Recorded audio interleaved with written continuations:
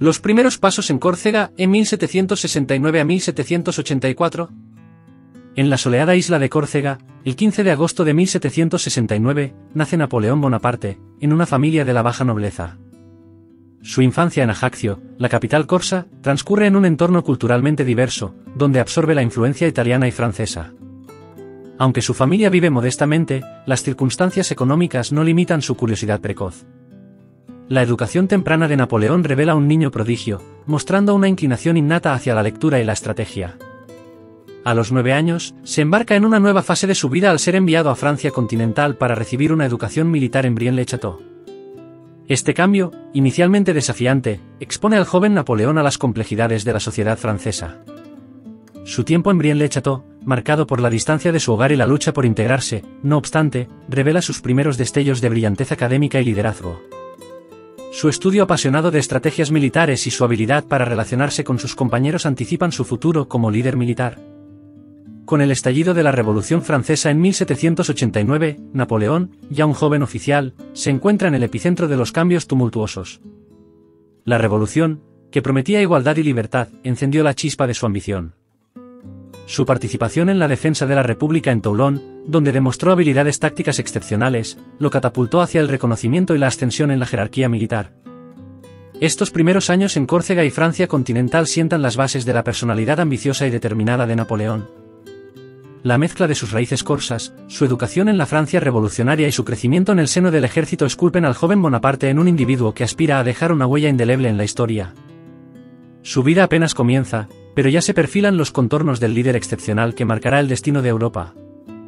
Juventud militar y la Revolución en 1785 a 1799. El joven Napoleón, imbuido de ambiciones y sed de gloria, se une al ejército francés durante una época crucial, la Revolución. Su servicio militar lo lleva a través de diversas campañas, donde su destreza táctica y audacia comienzan a brillar. En el caos de la Revolución, Napoleón forja su destino y emerge como un líder militar excepcional. Durante la defensa de la República en Toulon en 1793, Napoleón demuestra su valía al liderar la artillería con maestría.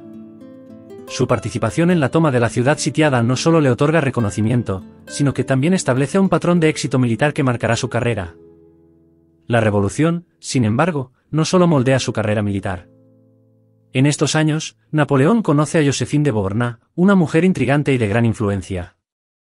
Su relación florece en medio del caos político y social, proporcionando a Napoleón un apoyo emocional y político que lo acompañará en su ascenso. La narrativa se enriquece con las campañas italianas, donde Napoleón, al mando del ejército de Italia, cosecha victorias notables. Su genialidad estratégica, evidente en batallas como Lodi y Arcoul, captura la atención de París y le otorga el título de El Pequeño Corso.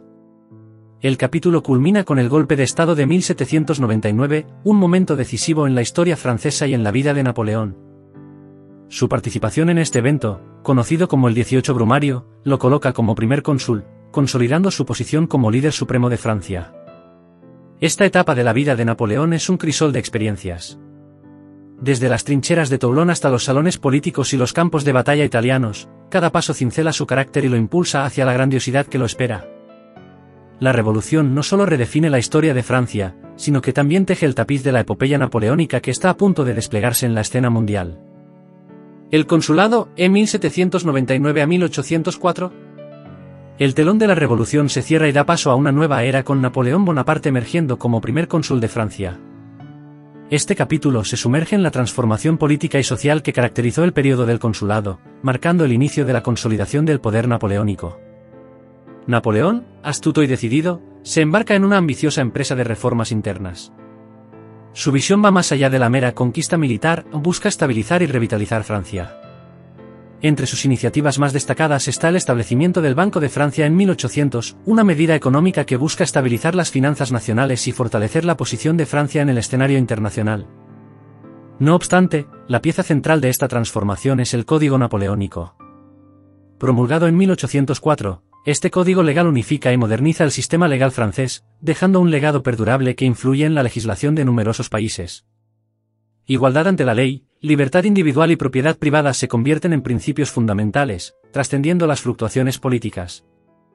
Este periodo no solo destaca por reformas legales, sino también por un florecimiento cultural. Napoleón, un mecenas del arte y la ciencia, nutre un renacimiento cultural en Francia. La creación de la Universidad de Francia, la restauración de la Academia de Ciencias y el apoyo a artistas y escritores marcan un resurgimiento cultural que coexiste con sus hazañas militares. Mientras Napoleón consolida su poder en el ámbito doméstico, no abandona sus ambiciones imperiales. Las victorias en Marengo y en Linden consolidan su posición y lo proyectan como un líder militar indiscutible.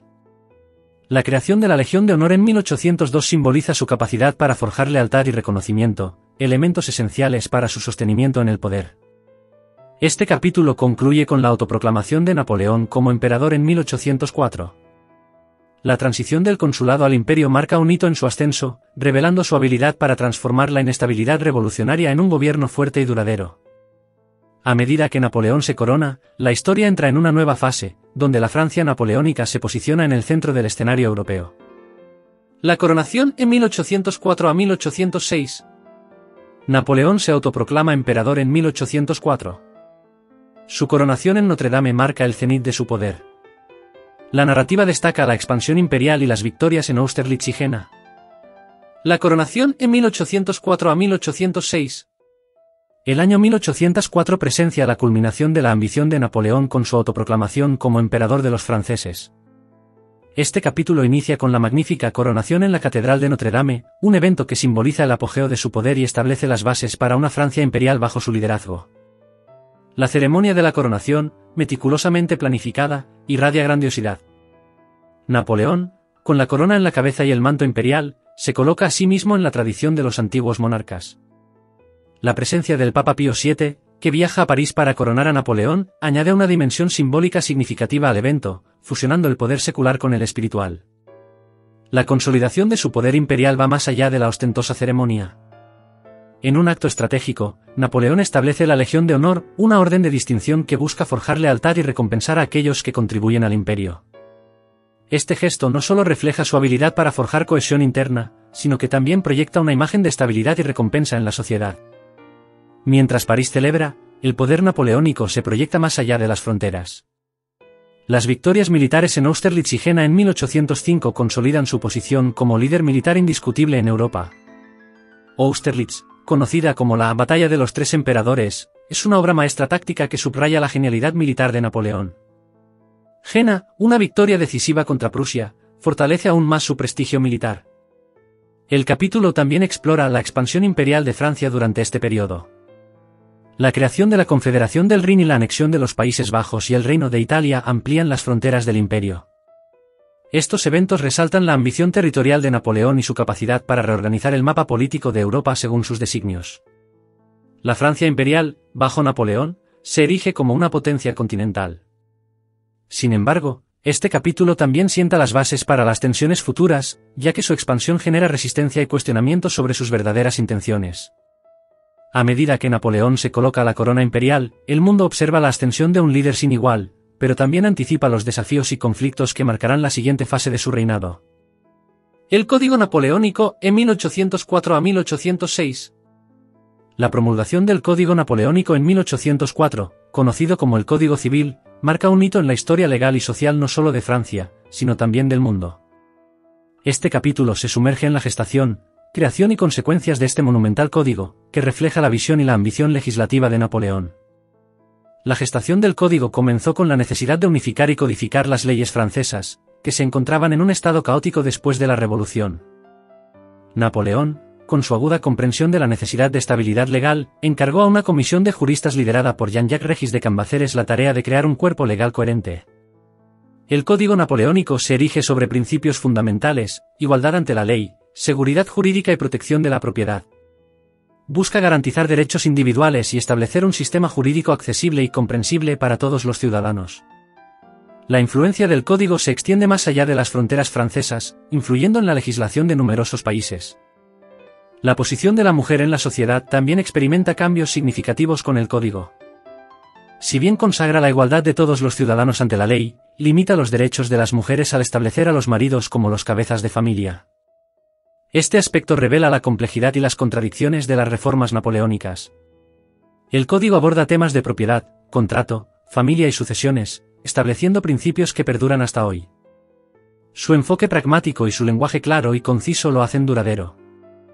Además, La implementación del código en los territorios conquistados durante las guerras napoleónicas extiende su impacto y contribuye a la difusión de los ideales legales franceses. Aunque el código napoleónico refleja la modernidad en muchos aspectos, también revela la huella de la era en la que fue concebido. Este capítulo concluye con el reconocimiento de que, mientras el código perdura, también refleja las complejidades y limitaciones de su tiempo, proporcionando una base legal sólida pero no exenta de controversias.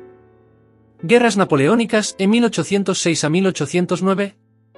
El fragor de las guerras napoleónicas se intensifica entre 1806 y 1809, marcando un periodo crucial en la historia europea. Napoleón, en su apogeo militar, se enfrenta a desafíos y triunfos que dan forma a su legado como líder estratégico y gobernante. La campaña de 1806 abre con la aplastante victoria en la batalla de Austerlitz, donde Napoleón exhibe su genialidad táctica. Este triunfo no solo consolida su reputación, sino que también desmantela la tercera coalición formada contra Francia. Austerlitz se convierte en sinónimo de la destreza militar napoleónica y refuerza la creencia en su invencibilidad. La expansión del Imperio francés es un tema central en este capítulo. La creación de la Confederación del Rin y la anexión de Prusia y otras regiones, junto con la formación de estados satélites leales a Napoleón, reconfiguran el mapa europeo. Estas acciones alimentan la narrativa de un Napoleón como el arquitecto de un nuevo orden continental. Sin embargo, la lucha por la supremacía europea persiste. La Cuarta Coalición, liderada por Rusia y Prusia, desafía la hegemonía napoleónica. La batalla de Eylau en 1807, aunque sangrienta y disputada, no proporciona una victoria clara, evidenciando que incluso el genio militar enfrenta adversidades. La campaña de 1809 presenta la batalla de Wagram, un conflicto monumental. La victoria en Wagram consolida la posición de Napoleón y lleva a la firma del Tratado de Schönbrunn, donde se reafirma la hegemonía francesa. Sin embargo, las crecientes tensiones y resistencias en el imperio, junto con la inestabilidad en España, anticipan futuros desafíos. Este periodo culmina con Napoleón en la cúspide de su poder militar, pero también sugiere las grietas en su imperio aparentemente indestructible. Mientras la rueda de la historia gira, las guerras napoleónicas se convierten en un épico de conflictos, alianzas cambiantes y el inconfundible brillo de la estrategia napoleónica que deja una huella imborrable en el paisaje europeo. La desastrosa invasión a Rusia en 1812. La campaña rusa de 1812, un hito en las guerras napoleónicas, comienza con Napoleón liderando la Gran Armée hacia Moscú con ambiciones imperiales. Este capítulo narra una narrativa épica que oscila entre la estrategia inicialmente exitosa y la retirada catastrófica, tejiendo una trama de triunfo y desastre que sella el destino de Napoleón. La invasión inicia con un despliegue impresionante de la estrategia napoleónica. Las victorias en la batalla de Borodino y la captura de Moscú consolidan la posición de Napoleón, aparentemente en control de la vasta extensión rusa. Sin embargo, esta aparente victoria es efímera, ya que Moscú, en lugar de rendirse, es consumida por el fuego. La táctica de tierra quemada adoptada por el ejército ruso, retirándose y destruyendo recursos a medida que avanza Napoleón, altera dramáticamente la ecuación. La retirada de las fuerzas rusas y la desolación de Moscú presentan a Napoleón una situación desafiante, un territorio conquistado pero desprovisto de los recursos esenciales para mantener su vasto ejército. El crudo invierno ruso agudiza la tragedia. La retirada de la Gran Armée, acosada por el hambre y el frío implacable, se convierte en una lucha desesperada por la supervivencia. Las condiciones extremas y la resistencia feroz de las fuerzas rusas provocan una devastadora pérdida de vidas y recursos, desmantelando la grandiosa imagen de Napoleón como invencible. El capítulo culmina con la retirada de Napoleón de Rusia, marcando una derrota de proporciones épicas. La Grande Armée, que una vez fue una fuerza formidable, se desintegra ante la naturaleza implacable y la resistencia rusa. La campaña rusa, aunque inicialmente presentada como un logro estratégico, se convierte en un punto de inflexión que debilita gravemente el poder de Napoleón. La desastrosa invasión a Rusia se erige como una lección perdurable en la historia militar. Revela la vulnerabilidad incluso de los líderes más poderosos frente a la naturaleza y a estrategias resilientes. La tragedia de 1812 deja una sombra sobre el mito de la invencibilidad napoleónica, anunciando el declive inevitable que marcará los siguientes capítulos de la vida del emperador francés. La abdicación y Elba, en 1814. El año 1814 ve a Napoleón enfrentando la adversidad tras la invasión aliada que culmina en su abdicación. Este capítulo se sumerge en los días oscuros de Napoleón, marcados por la pérdida de su imperio y su retiro a la isla de Elba, explorando su vida en el exilio y las intrigas políticas que se desatan en Francia. La derrota en la campaña de Francia conduce a la invasión de París por las fuerzas aliadas. La presión política y militar resulta abrumadora, llevando a Napoleón a tomar la dolorosa decisión de abdicar en Fontainebleau en abril de 1814. El Tratado de Fontainebleau lo destierra a la isla de Elba, un retiro forzado que marca un abrupto final a su reinado. El capítulo explora la vida de Napoleón en Elba, una isla de apenas 30 kilómetros de largo en el Mediterráneo. Aunque limitado en su alcance, Napoleón utiliza su tiempo en Elba para implementar reformas locales y mantener una pequeña corte. Su capacidad para adaptarse a las circunstancias refleja su naturaleza resiliente y su determinación inquebrantable. Mientras Napoleón se encuentra en Elba, las intrigas políticas en Francia comienzan a gestarse. Los monarcas restaurados, Louis XVIII en particular, enfrentan desafíos para consolidar su poder. La incertidumbre política en Francia crea un terreno fértil para la especulación sobre el regreso de Napoleón, y las simpatías populares hacia el emperador exiliado persisten. El capítulo también destaca las tensiones internacionales que rodean a Napoleón en Elba. Las potencias europeas, aunque momentáneamente calmadas, siguen de cerca los movimientos de Napoleón, temiendo un resurgimiento de su influencia en Francia y Europa. La vida en Elba no solo representa un paréntesis en la historia de Napoleón, sino también un preludio a su retorno. A medida que la sombra de Napoleón se proyecta sobre los eventos políticos en Francia, el exilio en Elba se convierte en una etapa transitoria, preparando el escenario para los eventos que definirán los 100 días y el último acto del emperador francés. Los 100 días y Waterloo en 1815. La saga épica de Napoleón entra en su última fase con su espectacular escape de Elba en 1815, desatando los 100 días, que culminan en la trágica batalla de Waterloo. Este capítulo narra los eventos vertiginosos de su retorno, la efímera resurrección de su imperio y la amarga derrota que sella su destino. Napoleón, astuto como siempre, escapa de su exilio en Elba y desembarca en Francia en marzo de 1815, marcando el inicio de los 100 días. Su carismático retorno despierta una efervescencia en la sociedad francesa y entre las tropas, que lo reciben con entusiasmo y lealtad renovada.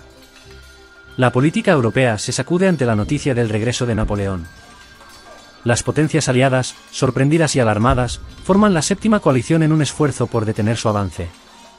El capítulo explora la diplomacia y las maniobras políticas que acompañan este rápido resurgimiento y cómo Napoleón, a pesar de su corto tiempo en el poder, logra mantener la iniciativa. La culminación de los 100 días se encuentra en la famosa batalla de Waterloo en junio de 1815. El enfrentamiento decisivo contra las fuerzas aliadas, lideradas por el duque de Wellington y el príncipe de Blücher, se convierte en un conflicto monumental. A pesar de la tenacidad de las tropas francesas, la táctica magistral de Wellington y el oportuno refuerzo prusiano llevan a la derrota de Napoleón. La derrota en Waterloo sella el destino de Napoleón y pone fin a los 100 días. Este capítulo explora los momentos cruciales de la batalla, desde la carga de la Guardia Imperial hasta la resistencia de la infantería británica y la llegada de los prusianos. La imagen de Napoleón observando la batalla desde la colina de la Belle Alliance mientras su imperio se desmorona es emblemática de su caída. El capítulo concluye con la segunda abdicación de Napoleón en junio de 1815. Su rendición ante las potencias aliadas lo conduce a un segundo exilio, esta vez en la remota isla de Santa Elena. Los 100 días representan la última danza del emperador francés en el escenario europeo, un epílogo dramático que cierra el telón de la era napoleónica, pero deja una huella imborrable en la historia. El exilio final en Santa Elena, en 1815 a 1821. La tragedia de Napoleón alcanza su epílogo en la remota isla de Santa Elena, donde el exilio final se convierte en el escenario de sus últimas reflexiones, luchas, finalmente, su muerte en 1821. Este capítulo explora la vida de Napoleón en el confinamiento, su relación con la isla y las complejas dinámicas que definen su exilio final. Santa Elena, una pequeña isla en el Atlántico Sur, se convierte en el último hogar de Napoleón. El capítulo examina las condiciones inhóspitas de su confinamiento, desde la residencia en Longwood hasta las limitaciones impuestas a su libertad. Aunque alejado de las intrigas políticas europeas, Napoleón enfrenta nuevos desafíos en esta tierra lejana. El exilio en Santa Elena se convierte en una fase introspectiva para Napoleón. El capítulo destaca sus reflexiones sobre el poder, la ambición y el significado de su legado. A través de sus memorias y conversaciones con los compañeros exiliados, Napoleón revela sus pensamientos más íntimos, ofreciendo una visión única de su perspectiva sobre la vida, el liderazgo y la historia. La relación con los residentes de la isla, en particular con el gobernador británico Sir Hudson Lowe, se vuelve tensa. El capítulo explora los conflictos y las disputas que surgen entre Napoleón y las autoridades británicas, reflejando la lucha por el control y la dignidad en medio del confinamiento. La salud de Napoleón se deteriora gradualmente en Santa Elena. Se enfrenta a enfermedades recurrentes y, a medida que sus fuerzas disminuyen, sus pensamientos se vuelven más reflexivos sobre su legado y su lugar en la historia. El médico francés François Carlo-Anton Marchi, que lo atiende en sus últimos días, se convierte en testigo de su declive físico y emocional. El capítulo culmina con la muerte de Napoleón el 5 de mayo de 1821. La causa oficial es un cáncer de estómago, pero su muerte sigue siendo envuelta en cierto misterio. La despedida de un hombre que una vez dominó Europa resuena en la lejanía de Santa Elena. La figura carismática y compleja de Napoleón Bonaparte se desvanece, pero su legado perdura, forjando su lugar en la historia como un líder indomable y una figura trascendental en la Europa del siglo XIX. El legado de Napoleón E1821, presente. El legado de Napoleón Bonaparte, aunque marcado por su muerte en 1821, se extiende mucho más allá, dejando una huella indeleble en la política, la guerra y la cultura. Este capítulo explora cómo la figura del emperador francés ha resonado a lo largo de los años, consolidando su impacto y perdurando hasta el presente. Impacto político. El capítulo examina cómo la obra política de Napoleón influyó en la configuración del mapa europeo y sentó las bases para la Europa moderna. Aunque sus conquistas fueron revertidas en gran medida después de su caída, muchas de las reformas administrativas y legales que implementó perduraron. El Código Napoleónico se convirtió en un modelo legal en todo el mundo, influyendo en sistemas legales incluso fuera de Europa.